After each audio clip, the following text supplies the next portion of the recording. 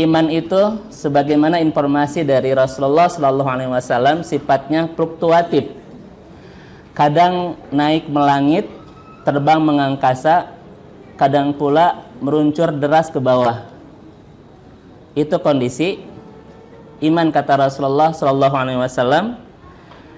Demikian juga sinyal, koneksi dan hubungan kita dengan Allah Subhanahu Wa Taala. Tapi ada masa di mana koneksi itu lemah, hubungan itu kian berjarak dan rasa itu kian hambar. Jangankan melaksanakan tahajud, kadang sholat subuh pun kesiangan, dijama dengan duha dan lupa isya itu ya. Itu jamak taksir namanya. Kadang begitu ya, mau ngaji malas minta ampun, luar biasa. Ini kondisi Bapak Ibu sekalian, hubungan kita dengan Allah Subhanahu Wa Taala. Cuma ironisnya begini, kadang kita kaget, kadang kita marah, kadang kita panik, kadang kita shock. Kalau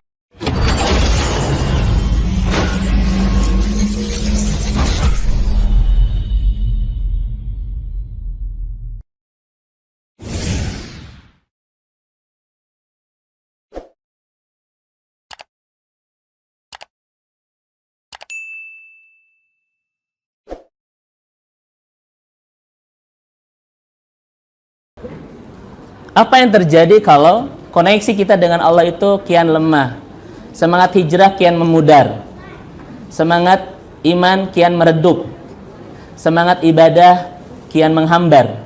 Apa yang terjadi? Perhatikan kalimat Dr. Aid Al-Qarni. Yang kedua adalah Yang kedua adalah doa-doa kita akan terlambat, keinginan-keinginan kita akan terhambat, dan harapan-harapan kita akan telat. Doa akan terlambat, keinginan akan terhambat, dan harapan-harapan akan telat. Itu ketika kita membiarkan sinyal itu makin melemah.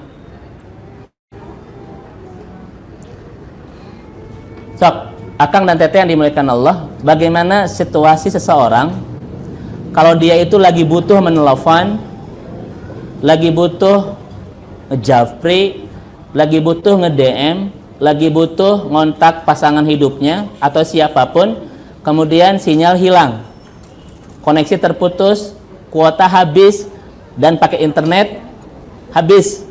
Itu bagaimana perasaannya? Gimana teh? Galau. Pasti galau ya teh ya? Pasti sedih, pasti marah-marah itu, pasti panik, karena dia sedang dalam kondisi butuh. Tetapi dia tidak bisa ngapa-ngapain lagi. Internetnya sudah habis, kuotanya nggak cukup, sinyalnya lemah, koneksinya terputus. Sudah itu mah wabillahi taufik wal hidayah. Wassalamualaikum. Kan gitu. Jangan innalillahi teh kan tuh teh.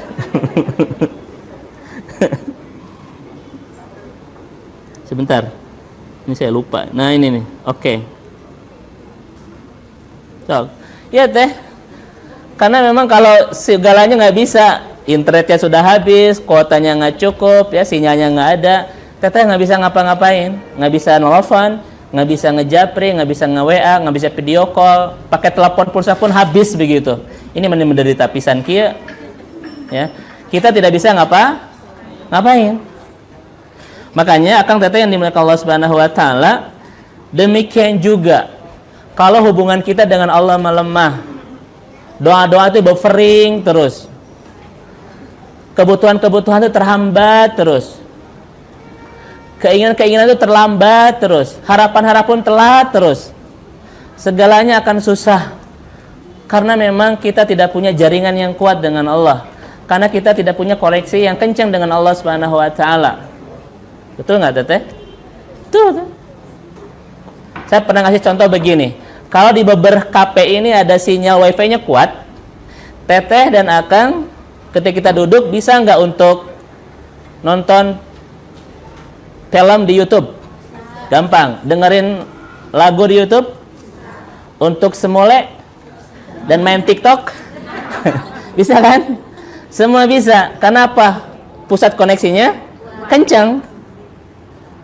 Tetapi kalau pusat koneksi di sini ada wifi, tapi lemah banget. Jangankan untuk nonton video, dengarkan lagu, bahkan untuk main TikTok begitu ya. Hanya untuk nge-WA saja buffering terus gitu. Maka seperti itulah kondisi orang yang hubungan dengan Allahnya, koneksi dengan Allahnya lemah. Maka jangan salahkan ketika doa-doanya itu tidak Allah kabulkan, lambat banget. Kebutuhan-kebutuhannya dihambatkan. Rezekinya, jodohnya, anak-anaknya, masalah-masalah hidupnya, solusi masalah pernikahannya dilambatin semuanya gara-gara memang dia membiarkan koneksi dengan Allahnya itu melemah. Naudzubillah min dzalik. Saya akan kasih contoh kepada Akang dan Teteh, perhatikan. Ya. Ini ada hadis dari Rasulullah sallallahu alaihi wasallam dari Abu Hurairah, riwayat Imam Tirmidzi, disahihkan hadis ini oleh Albani. Perhatikan hadisnya. Bismillahirrahmanirrahim. Abu Hurairah berkata, Rasulullah sallallahu alaihi wasallam bersabda, "Ud'ullaha wa antum muqinuna bil ijabah." Berdoalah sekuat keyakinan, sekuat harapan, sekuat positive thinking, sekuat koneksi Anda dengan Allah Subhanahu wa taala. Hadis ini tidak hanya berbicara tentang bab keyakinan bahwa doa kita akan dijabah, tetapi juga hadis ini menentukan seberapa kuat koneksi kita dengan Allah, maka seberapa cepat doa-doa itu dikabulkan. Ud'ullaha wa antum muqinuna bil ijabah. Ketika Anda ingin segera diijabah oleh Allah Subhanahu wa taala, kencangkan koneksinya, kuatkan sinyalnya, maka dekatkan hubungannya dan hebatkan keakrabannya. Maka 4 hal ini akan mempercepat doa-doa kita.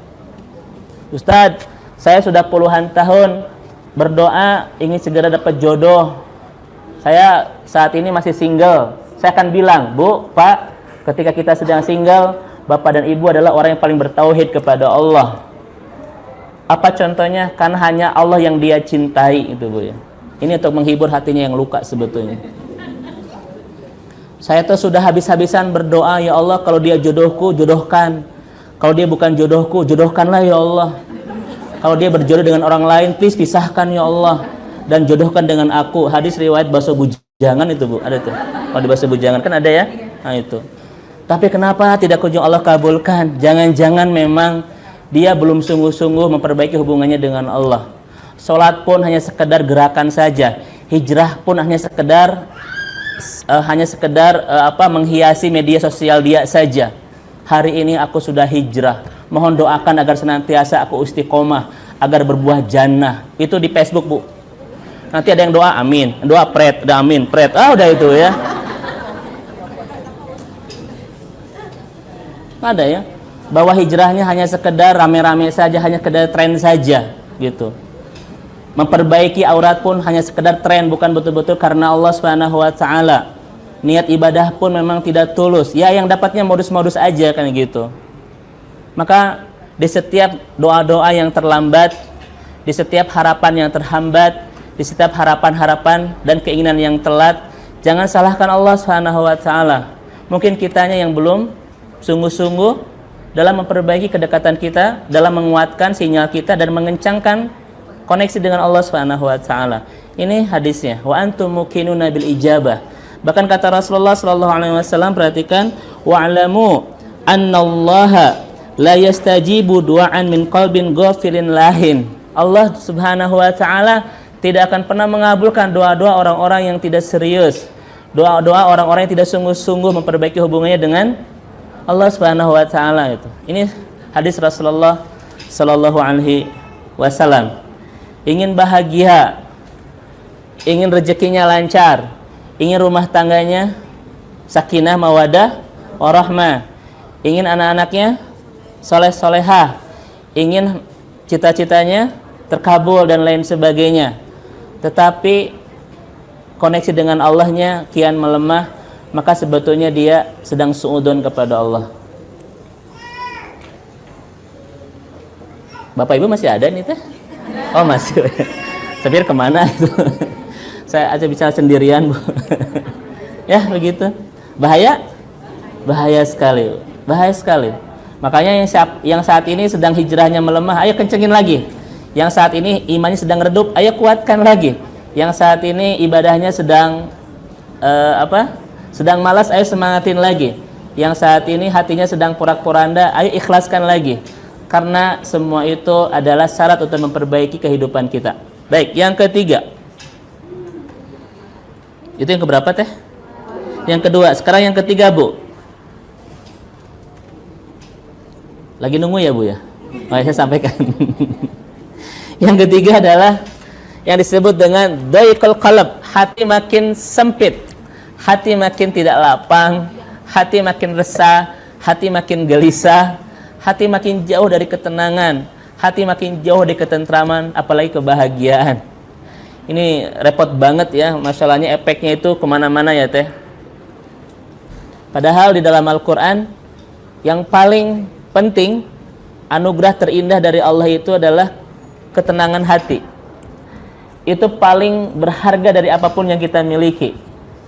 Banyak orang yang berkata, aku redo kehilangan duniaku, asal hatiku bahagia. Banyak itu loh, Bu. Karena anugerah yang paling indah, Luqman ayat 20 itu mengatakan adalah nikmat batin atau kebahagiaan hati. Ini paling harus kita perjuangkan, Bapak Ibu sekalian. Saya ulangi lagi. Ketenangan hati dan kebahagiaan perasaan adalah sesuatu yang teramat indah yang layak kita perjuangkan dalam konteks rumah tangga dan apapun. Karena dari sinilah sebetulnya kita akan muncul energi untuk bisa berfokus, untuk bisa merasakan indahnya bahagia hidup dalam ibadah-ibadah kepada Allah, ya. Tetapi kalau Bapak Ibu membiarkan, mengabaikan dan tidak merawat hubungan kita yang Allah yang kian terus melemah, maka hati pun akan terus sesek, sempit, rudet, penuh keluh kesah, resah, gelisah, dan jauh dari ketenangan. Perhatikan 3 kalimat saya, Bapak Ibu sekalian. 1, di hati ini ada robekan yang nggak mungkin bisa dijahit kecuali dengan datang kepada Allah dan memperbaiki hubungan Anda dengannya. Ibu pakai kerudung seindah mungkin, berfoto di majelis taklim secantik mungkin, itu tidak akan bisa mengobati luka perasaan ini. Karena luka robekan di sini hanya bisa disembuhkan dengan kita datang kepada Allah, kemudian memperbaiki hubungan kita dengan Allah. So, kalau ibu nggak percaya, rasakan itu. Tapi jangan dicoba ya, Bu ya. Nggak bisa, Bu. Ibu kemana-mana dipoto bawa saja sedang majelis taklim, berpenampilan secantik mungkin ya, Bu ya. Kemana-mana bawa Al-Quran, sampai renang pun bawa Al-Quran dikit tuh, Bu. Nggak bisa disembuhkan luka itu. Hanya satu penyembuhnya, kita datang sama Allah, kemudian kita kuatkan kembali hubungan kita dengan Allah Subhanahu wa taala. Yang kedua, di hati ini ada keterasingan yang tidak bisa diobati kecuali dengan berdua-duaan dengan Allah Subhanahu wa taala, Bu. Makanya kalau Bapak dan Ibu sedang banyak resah, ya. Itu kalau bisa, ini saran dari saya Bapak Ibu. Off-kan dulu HP. Jangan terlalu sibuk mengurus urusan orang lain. Karena ibu-ibu dan bapak-bapak kalau buka Instagram, kalau buka Facebook, saya yakin 20% melihat kita, tapi 80% melihat Instagram orang lain itu. Itu yang bikin darudet itu, Bu. Udah, off dulu, kemudian perbaiki hubungan kita dengan Allah dan perbanyak waktu berdua-duaan dengannya. Berasik-asik, bermesra-mesra dengan Allah Subhanahu wa taala 2/3 malam. Keterasingan itu akan terobati loh. Ya, ada waktu dan sediakan waktu untuk senantiasa berdua-duaan dengan Allah Subhanahu wa taala. Karena pasti loh, Bu, menemukan cinta dari makhluk pasti ada ujung kecewanya. Tetapi menemukan cinta dari Sang Maha mencintai kita tidak akan pernah membuat kita menderita. Itu pasti. Ya. Sediakan banyak waktu untuk berdua-duaan dengan Allah Subhanahu wa taala. Off HP itu, off dulu. Karena memang saya baru tahu, Bu, banyak persoalan itu dari sini, ya. Memang the man behind the man behind the gun, ya. Memang tergantung, tetapi pada akhirnya di sini banyak sumber masalah. Dari sini puntennya naudzubillahi min dalik. Dari sini pasangan menjadi tidak setia. Itu bisa loh. Dari sini menjadi rudet gitu. Karena apa? Karena teman-teman Majlis Talim sedang main ke Turki, kemana gitu ya, di Pararoto. Sedangkan banyak hutang di rumah. rudet itu. Udah tutup dulu. Karena kalau teteh dan akang ingin tenang hati, jangan banyak untuk sibuk mengurus urusan orang lain. Sok perbaiki aja hubungan kita sama Allah. Banyak berdua-duaan, banyak berasik-asikan, banyak bermesra-mesraan dengan Allah Subhanahu wa taala. Yang terakhir, akang dan teteh, di kedalaman hati kita itu ada kegersangan yang tidak bisa disirami kecuali dengan menangis karena Allah. Bisa tangisan karena takut, bisa tangisan karena rindu, bisa tangisan karena cinta kepada Allah Subhanahu wa taala, bisa tangisan gara-gara bahwa kita selama ini berjauh dan kita ingin pulang sama Allah. Kegersangan itu hanya bisa disirami dengan hal itu. Teteh dan akang tidak bisa menyembuhkan tiga hal itu dengan kuliner kemana saja. Saya ingin berenang sampai tenggelam, ingin berlari sampai kehabisan napas, dan ingin tidur sampai tidak bangun lagi. Tetap nggak bisa itu. Saya ini sedang gelisah, nggak bisa disembuhkan. Teteh traveling keliling dunia pun sampai ke ujung Antartika dan mana itu? Ya itulah, nggak bisa itu.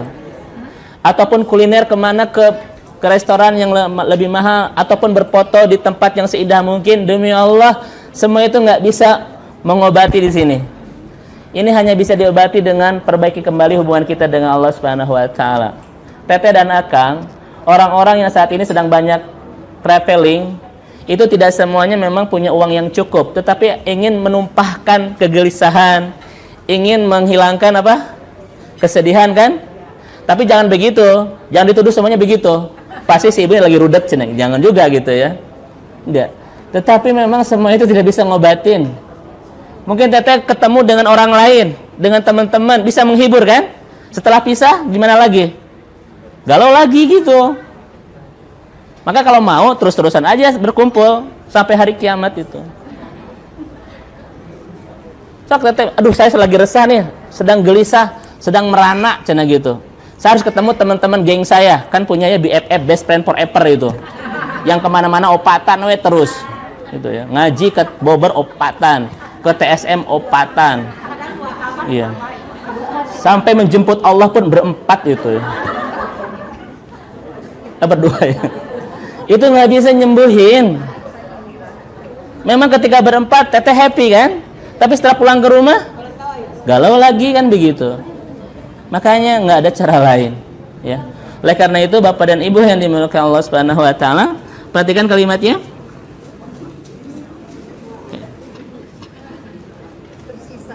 Ya.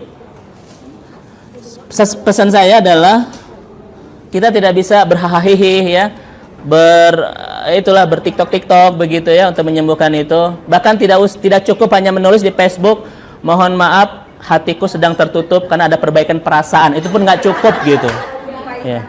Oh iya, perbaikan hati. Hatiku sementara sedang ditutup karena sedang ada perbaikan perasaan gitu ya. Itu nggak cukup.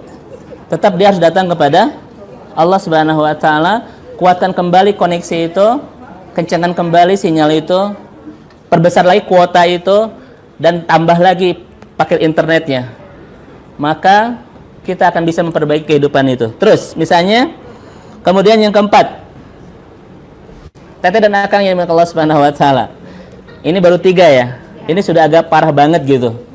Saya 2 lagi belum menyampaikan. Apa yang terjadi ketika koneksi itu melemah? Apa yang terjadi ketika sinyal langit itu terputus-putus? Apa yang terjadi ketika keakraban itu kian menghambar? Apa yang terjadi ketika hijrah pun kian meredup semangatnya, sehingga tidak banyak muncul di pengajian-pengajian lagi, ya, tidak banyak muncul lagi di gerakan-gerakan kegerakan-gerakan lagi, sudah tidak muncul lagi di kajian-kajian di komunitas-komunitas kesolehan lagi. Maka dampak yang keempat adalah dia akan mudah mengeluh dan tidak sabar dengan ujian-ujian yang Allah berikan dalam hidupnya. Ini parah. Kan seharusnya ujian-ujian yang Allah berikan kepada kita makin membuat kita survive kan? Makin membuat kita tangguh, makin menguatkan hati, makin mengokohkan langkah, makin memperbaiki kehidupan, makin menata kembali hati dan lain sebagainya. Tetapi kalau koneksinya jauh dengan Allah, ketika ada musibah itu dia nggak sabaran, langsung berkeluh kesah kepada Allah Subhanahu wa taala. Ini bahaya banget. Dan banyak orang yang saat ini berkeluh kesah atas ujian-ujian hidupnya bukan karena memang Allah yang nyakitin, tetapi memang hubungan dia yang jauh dari Allah. Ya Allah, aku nggak bisa diginiin terus. Emang lo mau digimanain gitu ya? Ya Allah, kenapa aku yang diuji terus-terusan dengan musibah-musibah ini? Bahasa-bahasanya begitu terus. Itu adalah orang yang tanda bahwa dia koneksi sedang melemah dengan Allah Subhanahu wa taala. Kan banyak orang begini Tete Akang ya. Ini salah satu beberapa kesalahan dari orang-orang. Saya sampaikan kemarin di kajian ketika kita training di hotel Lingga ya. Di Lingga kemarin. Saya ngisi kajian training dengan Agjis Gagap ya. Dalam konsep training tentang wisata kapur akhirat, saya menyampaikan begini, Bapak dan Ibu, kalau memang iman kita nggak bagus, ya, hubungan kita kian melemah, ketika kita diuji oleh Allah Subhanahu wa taala, kita langsung mereaksinya dengan suudzon. Ya Allah, kenapa Engkau berikan musibah ini kepadaku? Nah, gitu, Bu. Sebetulnya kalimat-kalimat ini, kata para ulama, itu bukan akhlak yang baik kepada Allah. Ya, Bu ya. Musibah itu ujian bukan? Ujian sebetulnya ya, dan ujian itu ada dua kan, ada musibah dan nikmat. Tapi kita lebih bilang kepada Allah, kenapa ya Allah kau berikan ujian ini kepadaku ketika ditimpa musibah? Pernah nggak kita ditimpa kenikmatan bilang begitu sama Allah? Ya Allah, kenapa kau berikan nikmat ini kepadaku? Pernah nggak, Bu? Nah, kita suka standar ganda begitu. Itu tandanya bahwa kita ini lemah imannya. Kan gitu. Contoh begini Bapak Ibu sekalian. Contoh, Allah tuh semua kita bilang semua titipan Allah kan? Harta titipan bukan? Harta titipan bukan teh? Kemudian rezeki titipan bukan? Suami titipan bukan? Orang tua titipan bukan? Tetapi kalau Allah sang pemiliknya sedang mengambil titipannya, kita bilang musibah. Kira-kira itu benar atau salah? Kita marah. Pak itu punya siapa? Kita bilang begini, semuanya adalah titipan. Harta itu titipan, mobil titipan, rumah titipan, pasangan hidup titipan. Titipan siapa? Dari Allah. Tapi ketika Allah sang pemilik sudah mengambilnya, kita bilang itu musibah. Kira-kira kita berakhlak baik nggak sama Allah? Tapi kan kita suka begitu ya Bu ya. Ya Allah, kau menghinakan aku. Kata Allah tepret gitu. Ya Allah, kau sia-siakan dan tidak sayang sama aku. Mana akhlak kita gitu. Tetapi wajar kalau hubungan kita dengan Allahnya nggak bagus, kita akan mudah merespon semuanya dengan negatif. Saya sampaikan kemarin begini, bahwa pada akhirnya, bayangkan Bapak Ibu sekalian, semua orang yang kita cintai di rumah, itu pada akhirnya akan Allah ambil semuanya. Karena semuanya itu milik Allah. Suami kita, anak-anak kita, orang tua kita, pada akhirnya ada momentum dan masa di mana Allah ambil semuanya. Atau bahkan memang kita yang lebih dahulu. Bisa kan? Kita misalnya ketika kehilangan ibu kita menangis dan menyalahkan Allah. Ya Allah, kenapa ambil ibuku? Aku belum bisa berbuat baik kepadanya. Kenapa kau tidak berikan kesempatan itu kepadaku? Dia nangis terus. Allah jawab apa? Memang dia ibumu, tapi kamu harus tahu dia milikku, kan begitu. Itu kata Allah. Wajar kau merindukannya. Wajar kau mencintainya karena dia ibumu, karena dia ayahmu, karena dia anakmu. Tapi aku yang lebih merindukannya. Aku yang lebih mencintainya karena dia milikku, kata Allah. You know? Kan gitu, Bu. Kan begitu ya. Seharusnya begitu. Tapi orang Masya Allah ya. Perhatikan Bapak Ibu sekalian. Ketika kita dapat musibah dan kita bilang sama Allah Subhanahu wa taala, "Ya Allah, aku sudah tidak sanggup diginiin lagi. Kenapa kau berikan musibah ini yang membuat aku begini? Yang membuat aku itu bubuk gitu ya, seperti bubuk ranginang di atas prasmanan gitu." Allah menjawab kepada kita, jangan dulu suudzon sama aku. Musibah adalah cara aku untuk mendekatkan jarak antara engkau dan aku. Kan begitu kata Allah. Musibah adalah cara aku untuk mengajarkan kepada Anda cara berdoa yang tepat kepadaku. Karena kenikmatan, kemudahan, dan kebahagiaan selama ini membuat kamu tidak tahu bagaimana cara berdoa yang baik kepadaku. Kan kata Allah begitu. Musibah adalah caraku untuk menyadarkan engkau bahwa engkau itu tidak punya apa-apa dan tidak bisa apa-apa tanpa aku. Karena selama ini kesenangan, kemudahan, dan kebahagiaan membuat engkau adalah melampaui batas. Kemudian takabur, ini adalah hasil usahaku, ini adalah hasil S3 ku, ini adalah hasil kecerdasanku, kan begitu ya Bu ya. Itu cara Allah, Bapak Ibu sekalian. Ini untuk bab keberapa? Bab keempat. Kita selalu suudzon sama Allah atas musibah-musibah yang Allah hadirkan. Dan kita mah kadang begini. Ketika Allah berikan nikmat kepada kita, kita bilang Allah sedang memuliakan kita. Namun ketika Allah berikan musibah, kita bilang apa? Allah sedang menghinakan, kan begitu ya Bu? Allah sedang tidak baik sama kita. Padahal demi Allah, perhatikan kalimat saya Bapak Ibu sekalian. Kaya itu adalah miskin ketika kita jauh dari Allah. Miskin itu adalah kekayaan ketika kita dekat dengan Allah.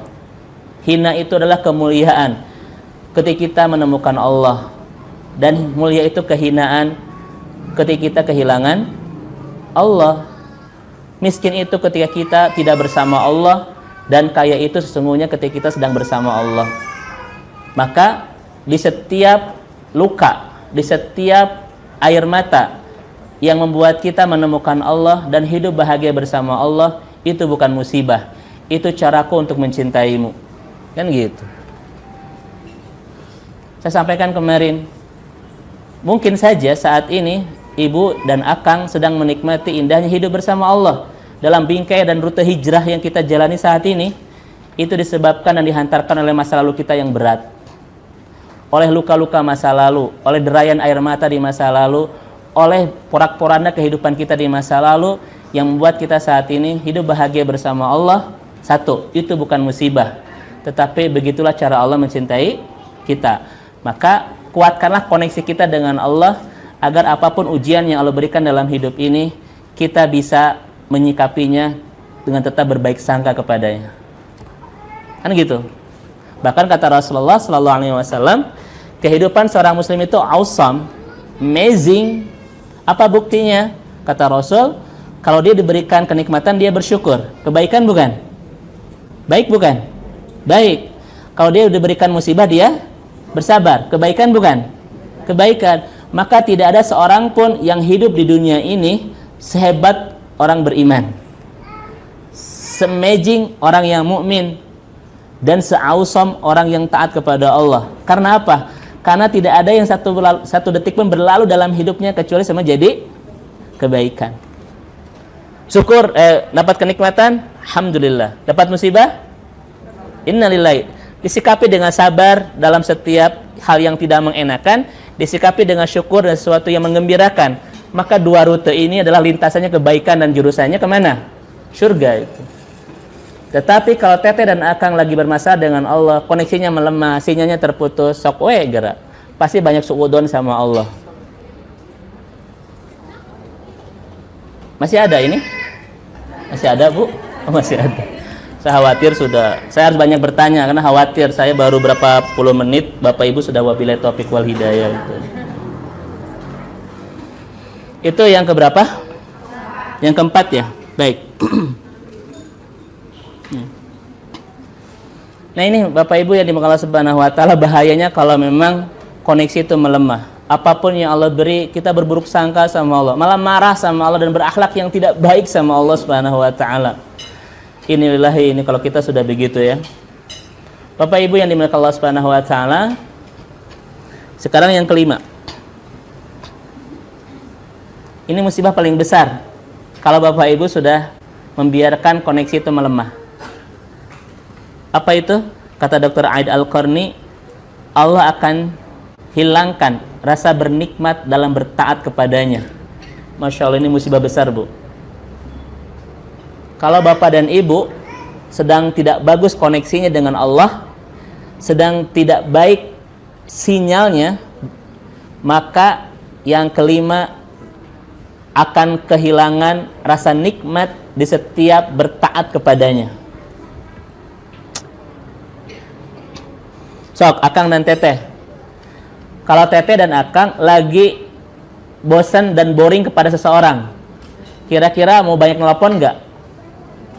Banyak nge-WA nggak? Banyak video call? Enggak kan? Malah kalau dia ngehubungi pun pura-pura kita tidak baca. Diantep we, checklistnya tetap abu begitu dua ya gitu. Kan kalau sudah dibaca pasti biru ya gitu. Tetapi gitu, jangankan kita untuk mendahului untuk menghubunginya, dihubungi pun kita malas merespon, betul kan? Makanya Teh dan Kang, kalau kita sedang kelemahan, sedang lemah koneksi itu, maka Akang dan Teteh akan terlihat dari ibadahnya kepada Allah yang segalanya akan kehilangan nikmat. Nggak mau lagi bangun jam 3 untuk tahajud, karena memang sudah kehilangan kenikmatan bangun di 2/3 malam itu. Nggak mau lagi untuk baca Al-Quran, karena kita sedang lemah koneksinya dengan Allah Subhanahu wa Ta'ala. Nggak mau lagi ngaji. Makanya wajar ada ibu-ibu yang rajin tiba-tiba dia menghilang dari beberapa pengajian. Mungkin karena memang dia sedang mengalami situasi yang membuat koneksi dengan Allahnya melemah, sehingga dia tidak merasa lagi merasakan kenikmatan melimpah iman bersama orang-orang soleh. Saya lihat wajah-wajah di sini, ini sudah wajah-wajah kecanduan loh Bu. Maksudnya kan begini, kalau nggak ngaji itu asal nyari cangkeng gitu. Karena ini wajah-wajah yang sudah setiap hari ngaji. Saya misalnya Bapak Ibu sekalian, kalau saya setiap hari berenang, kemudian seminggu tidak berenang, saya akan cangkel. Tahu cangkel Bu? Pegel itu. Karena dia sudah ketagihan. Ini wajah-wajah yang sering ngaji. Jadi kalau nggak ngaji tuh saya yakin Bu, Ibu tuh akan cangkel ya. Kayak adiktif ngaji itu, karena kita sudah biasa. Tapi kalau sinyal itu dibiarkan, contoh misalnya disakitin sama suami dengan kata-kata, kemudian kita sakit hati, berdampak kepada apa sakit hatinya? Berdampak kepada hubungan kita yang melemah dari Allah. Kita jadi ninggalin baca Al-Qur'annya gara-gara sedang rudat ya, dan lain sebagainya. Itu lama-lama kecanduan itu akan menghilang, menghambar gitu. Dan pada akhirnya hati bebas aja ketika ninggalin pengajian itu. Itu bahaya nggak? Bahaya gitu. Ini wajah-wajah yang saya lihat, wajah-wajah yang jarang kehilangan tahajud ini. Bahkan sering kelihatan wajah-wajah yang tahajud di siang malam ini Bapak Ibu, Masya Allah itu.